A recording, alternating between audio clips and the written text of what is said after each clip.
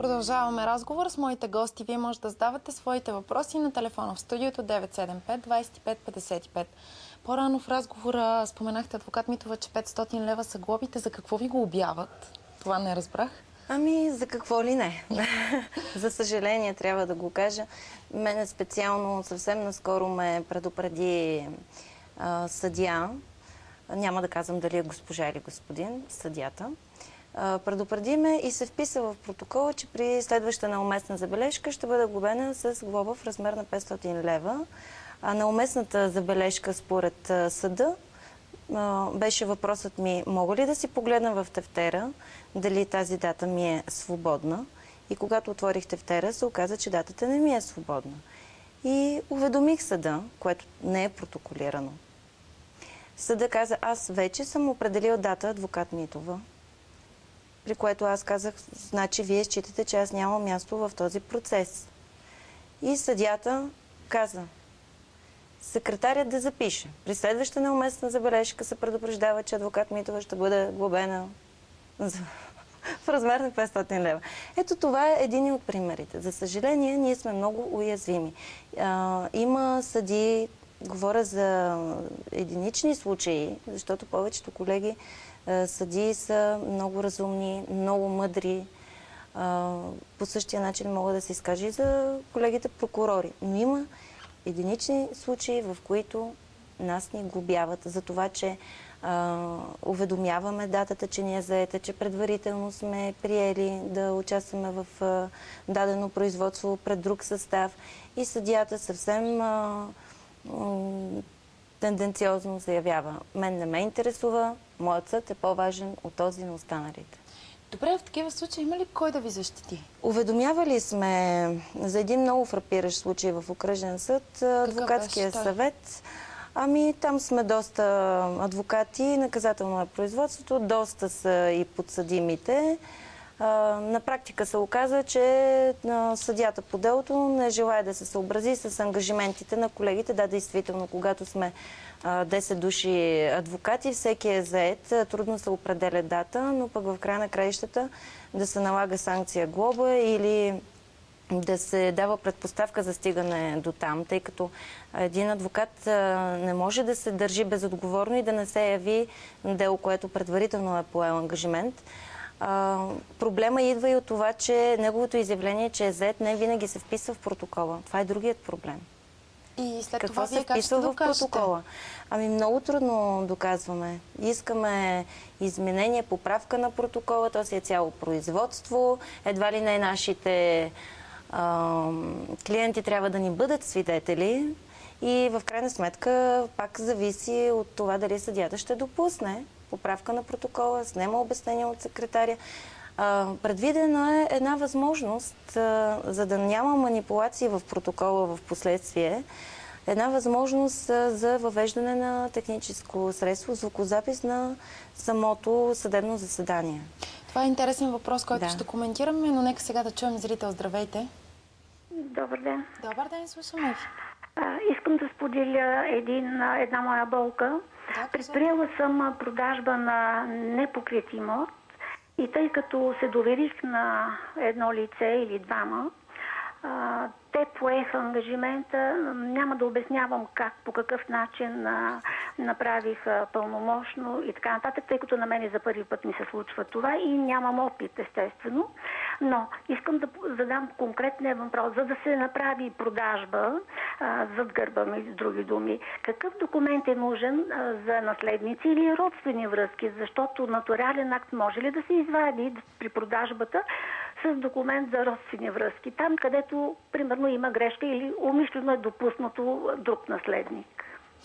Аз ще ви помоля да останете на линия, тъй като не бих могла да ви откажа отговор на въпроса при наличието на 4 адвокати, въпреки че темата е друга. Прощавайте, но тъй като тази гражданка развива един казус с много неизвестни, не става ясно. Не става ясно. Във всички случаи абсолютно съм сигурен, че колегите незабавно ще ме подкрепят, тъй като става въпрос за разпореждане с един имот. Нека тази гражданка се обърне към колега, защото колегите са отговорни пред закона. Нотариусът е човекът, който ще прочете това, което му се представи, ще сравни лицата и документите и толкова.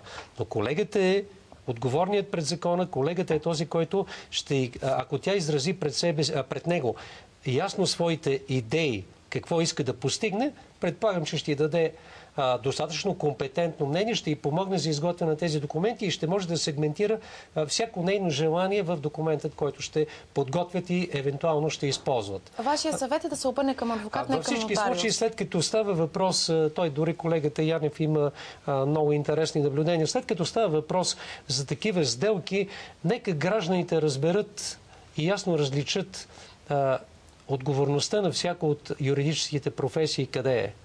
И да не разчитат, че някой ще им подготви документите по различен начин или някое лице, което се представя за брокер или не знам какъв, ще им подготви нещата.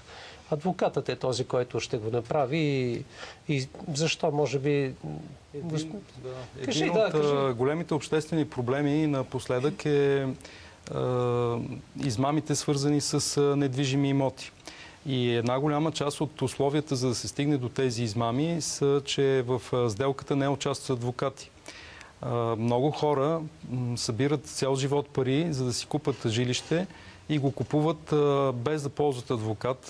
Не го казвам с цел да привличаме клиенти или че ние имаме изгода, но считам, че е голямо безразсъдство и проява на така незащита на собствените интереси.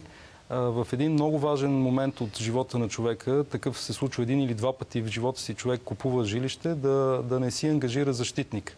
На практика се ползват брокери, които имат други интереси. Те имат интерес сделката да стане, дори и да се видят някакви дефекти или някакви съмнения да се породат. Те се неглижират само и само да стане сделката.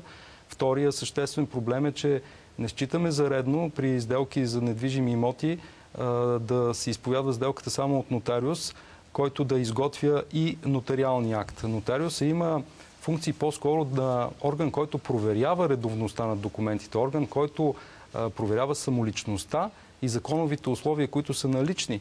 Но би следвало той да има само контролни функции, да няма колизия, да няма колизия, в която той и да изготвя нотариалния акт, защото в този случай той се явява заинтересован тази сделка да стане. Да, само искам да се включа да кажа, че да кажем в Америка една държава, печата, нотариалния печат се бие от някакъв чиновник. А тук, в случая, както колегата казва, нотариусите играят роля и на адвокати. При мен в момента имам дело за продажба, т.е. за замяна на недвижим имот апартамент почти в центъра на София срещу телевизор и доплащане в пари. Просто човек е бил измамен, полуопоен и тази сделка в момента е предмет на съдебно дело. Но вече той е загубил апартамента си и в последствие почина. И си съсипа живота този човек. Нека да чуем отново зрител. Здравейте! Здравейте! Искам да кажа по повод глобите, които получаваме и както адвокати и много други хора. Така. Аз се представя, аз съм контролер в градски транспорт в един средно голям град след Пловдив. Значи по правилата на фирмата, вътрешните правила, ние също имаме санкции, които, примерно, пътник, който се е укрил и в момента на висша контрола, той не е таксуван, моята глоба е 100 лева. Но това, че аз трябва да гледам работата си вътре в рейса, кой слиза и кой се качва и да следя е моя отговорност. Така че аз я понасям, ако не съм си свършила добре работа. По повод на госпожа Мариана, фамилията не запомня, която е адвокат и която каза за глобите. Значи всички имаме графици, по които знаем кога сме заети и кога не сме заети. И примерно едно дело, когато вие си знаете месечния график, седмичния график, никой не може да ви глоби, която и да е съдия, че в този ден, в същия час, в който вие не можете да бъдете на 2-3 места едновременно. Госпожо, само да ви кажа нещо. Адвокат Митова ви моли да останете на линия. Във връзка с това, което казахте, може би има да ви зададе въпрос. Благодаря. Аз се уважавам, гледала съм я. Благодаря. Аз също ви благодаря. Много се радвам за това, което казахте. Ние също държиме да си понасяме глобите, когато ги заслужаваме. Но не считаме, че при неявяване в съдебна зала на подсъдим или при неявяване на свидетел в съдебна зала, глобата трябва да бъде за него 100 лева, а за адвоката 500 лева. Ние си знаеме графиците много добре, но това, което казахте, че никой не може да ни принуди и да ни глобява, аз ви каня на мои дела, колегите също ще ви поканят. Елате да видите как морала и закона и правдата се разминават. За съжаление е така. Госпожо Мариана, извинявайте, че фамилията, удовлетворена съм. Приятен ден. На вас също. Всичко добро и на вас. Адвокат Митова, вие споменахте за техническите записи. Какво е положението? Разрешени ли са те? С каква цел се правят? Разрешени са, за съжаление, обаче практически не се използва това, което закона ни позволява.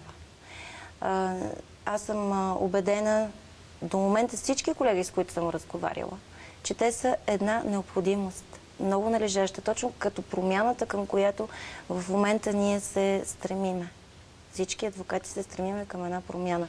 Но защото не се вземат предвид записите. Не, че не се вземат в предвид. За съжаление, много малко зали са оборудвани. Аз лично поисках съвсем наскоро да ползваме по едно дело. И ми беше отказано, въпреки че имаше микрофони, с мотива, те не работят. Тук е ролята на адвокатския съвет.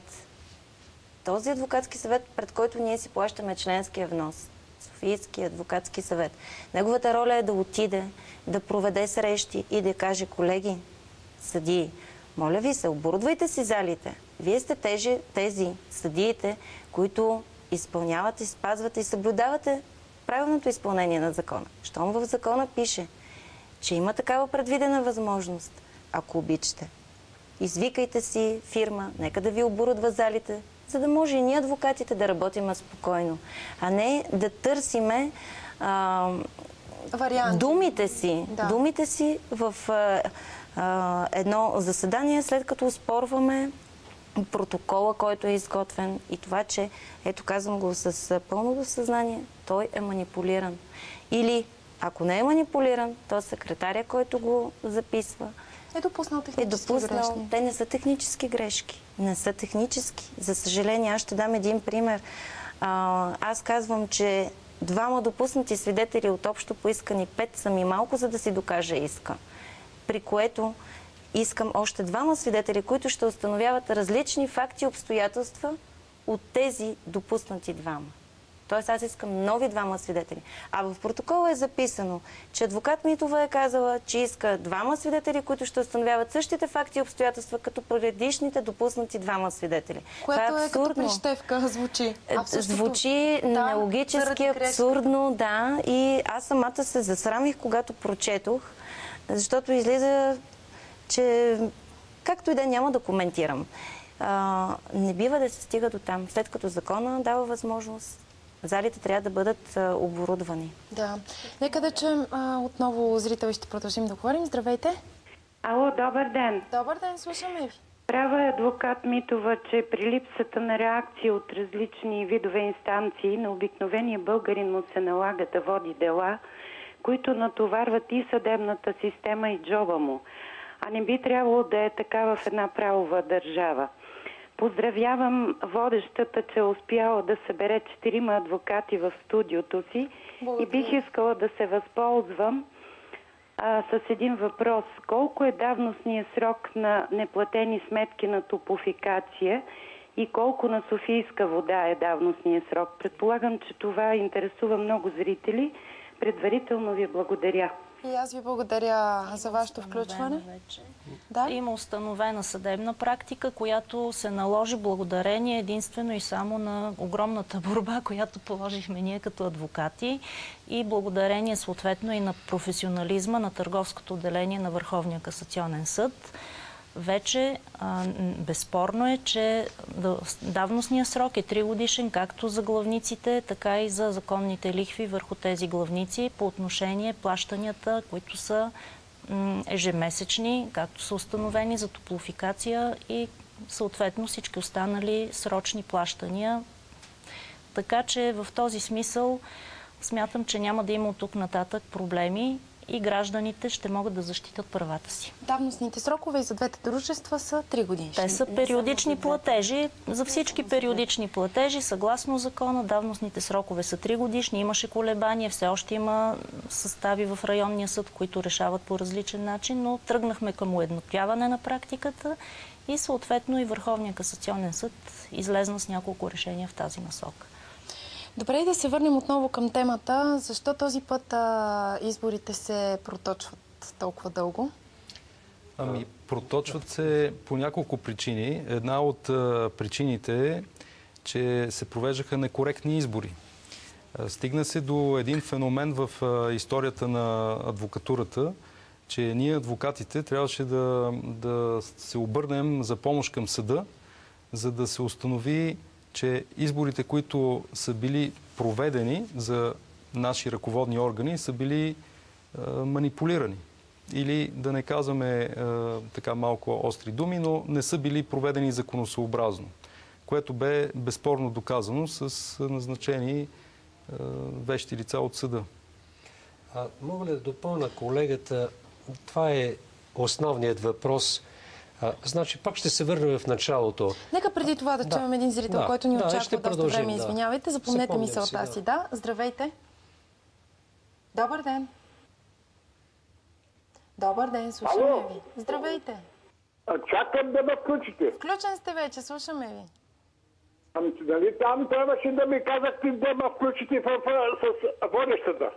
Да, го разговаряте с водещата, слушаме ви. Докато има съди като Кремена Големанова от Габрово, от районен съд няма да има. А рейтинга им пада за това, защото тая адвокатка е много права. Съдиите не се съобразяват с абсолютно нищо. Те само гледат трошоветите и приятелството. Господине, явно сте лично засегнат и възмутен и може би вашия казус подлежи на така по-задълбочено разглеждане. Затова оставете вашите координати. Ние ще се свържем с вас да продължим по темата, адвокат Тончев. Значи нещата тръгват оттам. Властта, както казахме, недолюбва адвокатите, защото те наистина придават едно достоинство, едно равноправие на гражданина в институциите. Иначе гражданин, оставете го без адвокат и той е просто един изпълнител, един човек с наведена глава, който слуша менторския глас на чиновника и се съгласява с всяко безумие.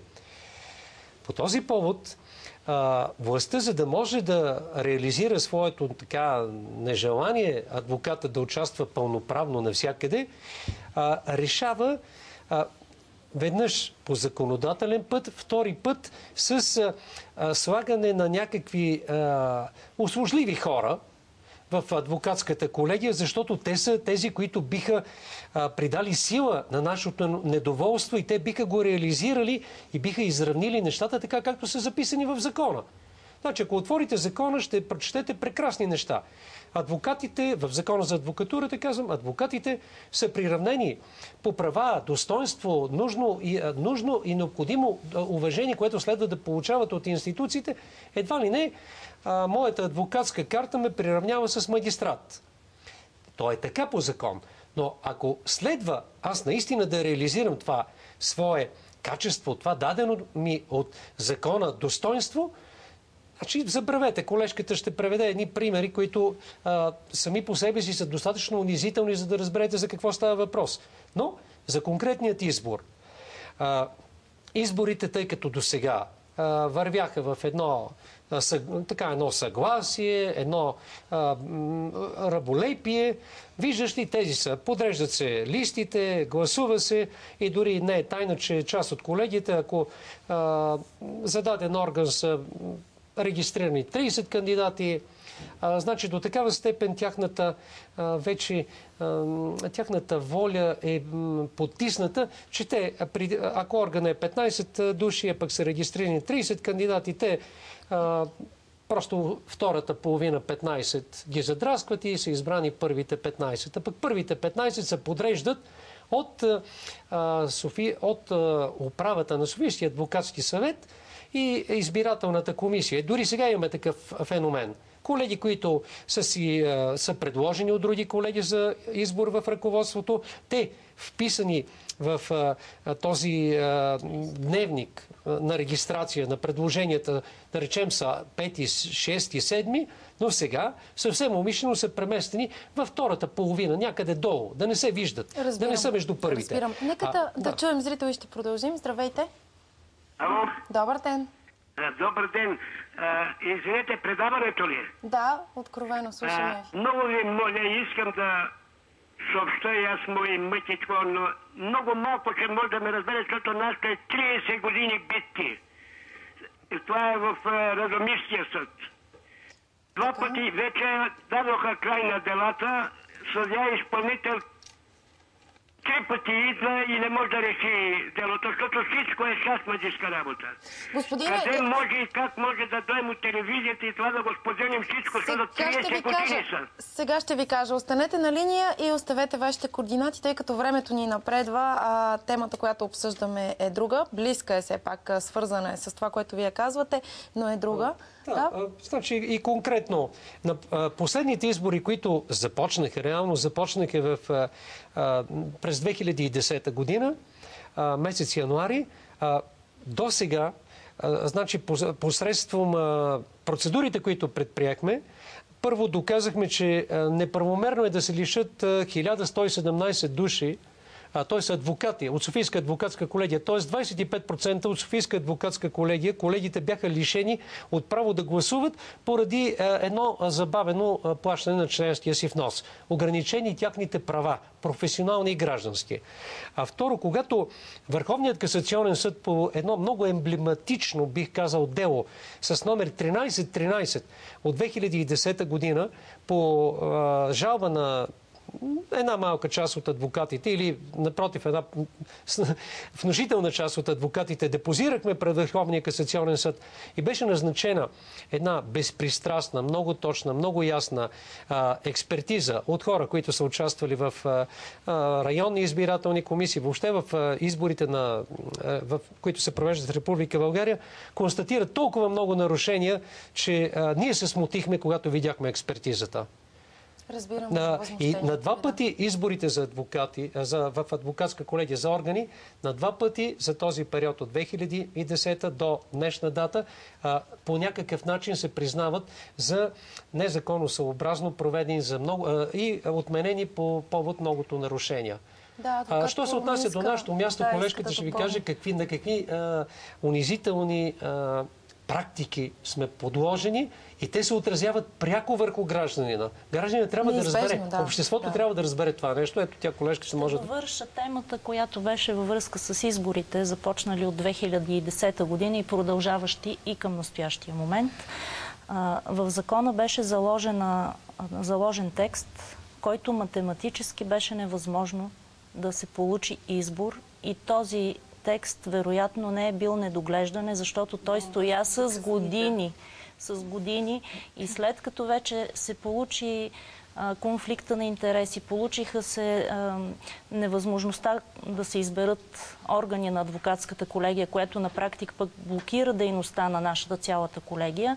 Едва миналата година с Държавен вестник и изменения на закона, мисля, че брой 53 от 2010, се промени, като вече за допълнителния избор е допустимо и вероятно ще стане възможно избирането на адвокатската колегия. На практика ние и сега, в първата фаза на изборите, основния избор, ние няма да имаме избрани органи. Всичко това е благодарение на прекрасната нормативна база, която е приета и която стоя не е изменена и към настоящия момент за основните избори.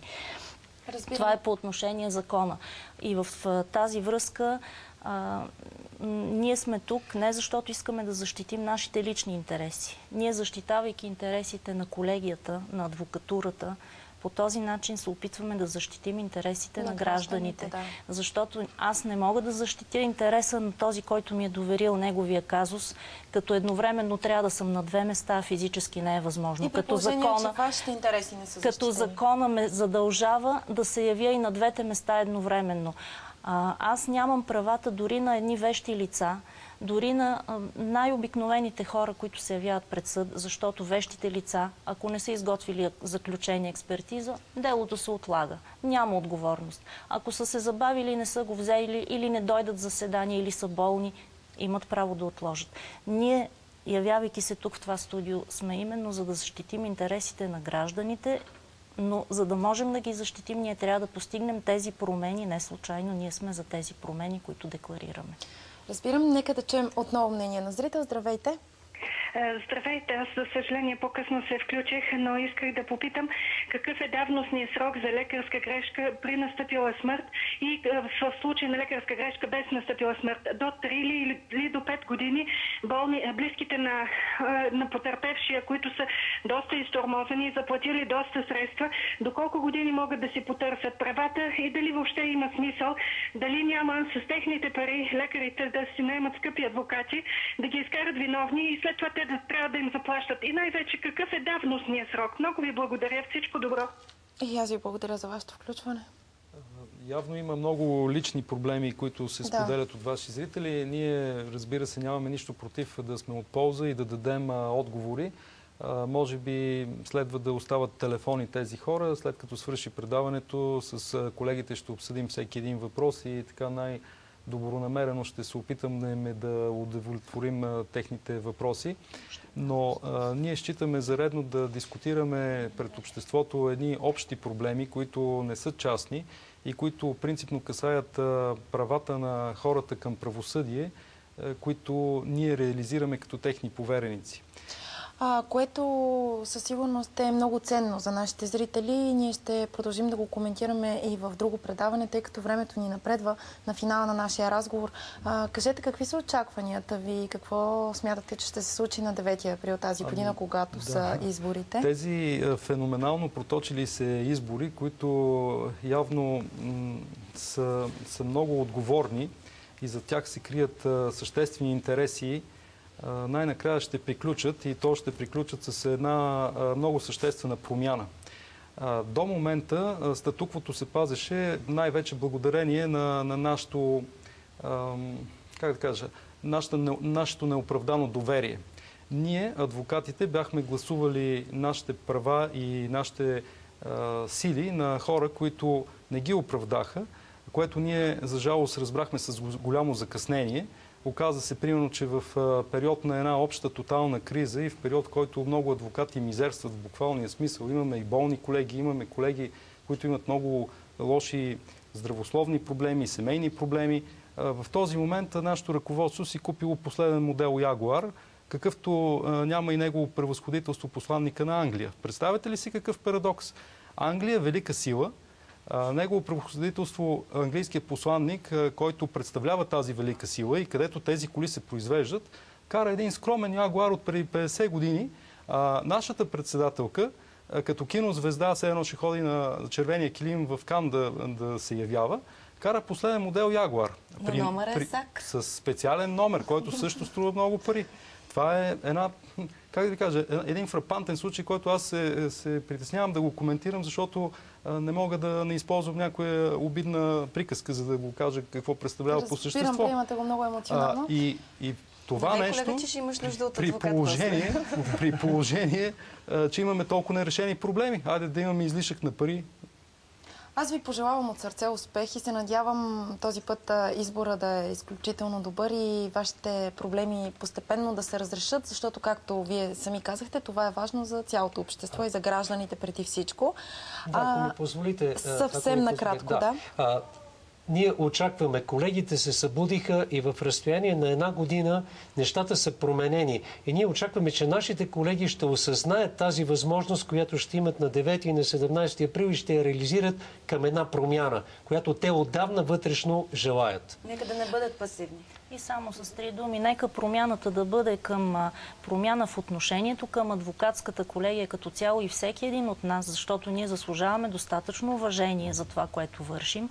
Нека да бъде промяна на цялата съдебна система и прокуратура и останали органи с уважението, което ни се дължи по закон и което, за съжаление, не получаваме, не изискваме и за което да се преборим с новите органи и с новия адвокатски съвет, който ще бъде избран. Благодаря ви, пожелавам ви успех. Ние ще продължим с редовната ни рубрика "Имам право". Адвокат Чавдар Тончев ще остане и за юридическата ни консултация, за да ни разясни какви са нашите права, когато ни спре пътна полиция. Преди това реклами.